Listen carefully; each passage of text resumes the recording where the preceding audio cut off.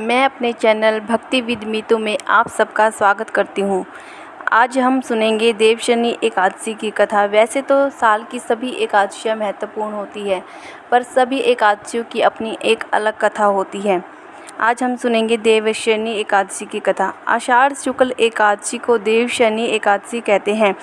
पुराणों में उल्लेख आया है कि इस दिन से भगवान विष्णु 4 मास तक पाताल लोक में निवास करते हैं और कार्तिक मास की शुक्ल पक्ष की एकादशी को प्रस्थान करते हैं। इसी कारण इसे देवशनी एकादशी और कार्तिक मास वाली एकादशी को देवोत्थानी एकादशी कहते हैं। आषाढ़ मास से कार्तिक मास तक के समय को चातुर्मास कहते हैं। इन 4 महीनों में भगवान क्षीर सागर की अनंत सैया पर शयन करते हैं, इसलिए इन 4 महीनों में विवाह आदि शुभ कार्य करना वर्जित है। इन दिनों में साधु लोग एक ही स्थान पर रहकर तपस्या करते हैं। कथा। सतयुग में मांधाता नगर में एक चक्रवर्ती राजा राज्य करता था। एक बार उसके राज्य में 3 वर्ष तक सूखा पड़ गया। राजा के दरबार में प्रजा ने दुहाई मचाई। राजा सोचने लगा कि मेरे से तो कोई बुरा काम नहीं हो गया जिससे मेरे राज्य में सूखा पड़ गया। राजा प्रजा का दुख दूर करने के लिए जंगल में अंगीरा ऋषि के आश्रम में पहुँचे। मुनि ने आश्रम में राजा के आने का कारण पूछा। राजा ने करबद्ध होकर प्रार्थना की, भगवान, मैंने सब प्रकार से धर्म का पालन किया है, फिर भी मेरे राज्य में सूखा पड़ गया। तब ऋषि ने आषाढ़ शुक्ल पक्ष की एकादशी का व्रत करने को कहा। इस व्रत के प्रभाव से अवश्य वर्षा होगी। राजा राजधानी लौट आया, एकादशी का व्रत किया। राज्य में व्रत के प्रभाव से मूसलाधार बारिश हो और राज्य में खुशियाँ छा गई। अब हम सुनेंगे एकादशी माता की कथा। एक लड़का सूट बूट पहनकर अपनी ससुराल अपनी पत्नी को लेने जा रहा था। रास्ते में एक गाय कीचड़ में फंसी हुई थी। वह लड़के से कहने लगी कि बेटा, मैं कीचड़ में फंसी हूँ, मुझे हाथ देकर बाहर निकाल दो। वह कहने लगा कि नहीं, यदि मैं कीचड़ में हाथ डालूंगा तो मेरे कपड़े गंदे हो जाएंगे। मुझे तो अपनी पत्नी को लेने ससुराल जाना है। वह गाय क्रोधित होकर श्राप देती है, अच्छा तो ससुराल जाओ, तुम वहाँ पर नहाओगे तो आधा गधा और खाना खाओगे तो पूरा गधा बन जाओगे। वह ससुराल पहुँच जाता है। उसके साले कहते हैं, जीजा जी आप नहाकर खाना खा लो।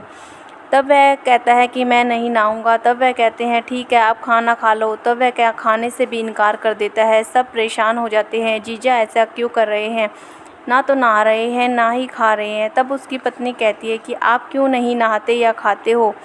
तब लड़का गाय की बात अपनी पत्नी को बताता है और कहता है कि मुझे गाय ने श्राप दिया है कि नहाऊंगा तो आधा गधा और खाऊंगा तो पूरा गधा बन जाऊंगा।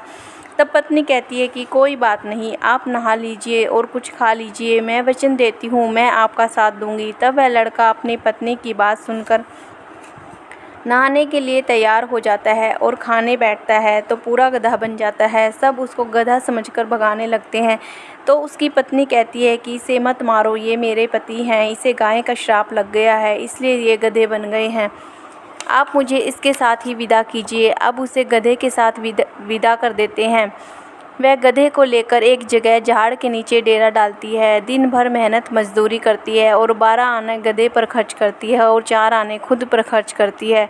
बोझ गधे पर न डालकर खुद ढोती है। इस प्रकार वह रोज करती है तो रानी महलों की खिड़की से रोज यह नज़ारा देखती है। ऐसा कौन सा दुख है, यह सारा काम ऐसे क्यों करती है।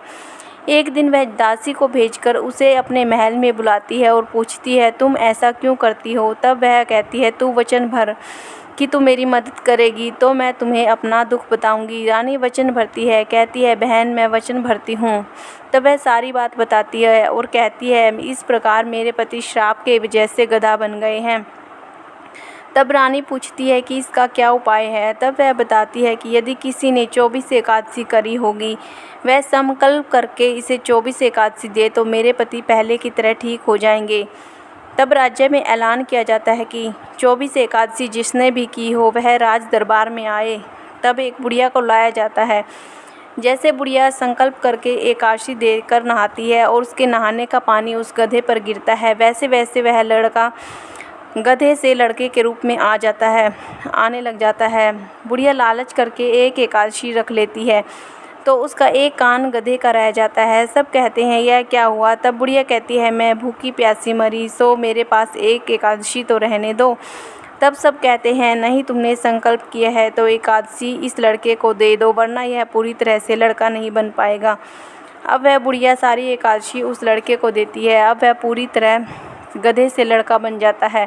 राजा सारे राज्य में ऐलान करवा देते हैं कि जिससे बन पड़े एकादशी करो, एकादशी जैसा दूसरा व्रत नहीं। इस दिन का व्रत करने वालों से सभी पापों का नाश होकर उसे पुण्य मिलता है। मान्यता है कि इस दिन का व्रत रखने से भगवान श्री हरि के साथ माता लक्ष्मी जी की भी विशेष कृपा भक्तों पर होती है। इसके साथ ही परिवार में बरकत बनी रहती है। ओम नमो भगवते वासुदेवाय। नारायण भगवान की जय।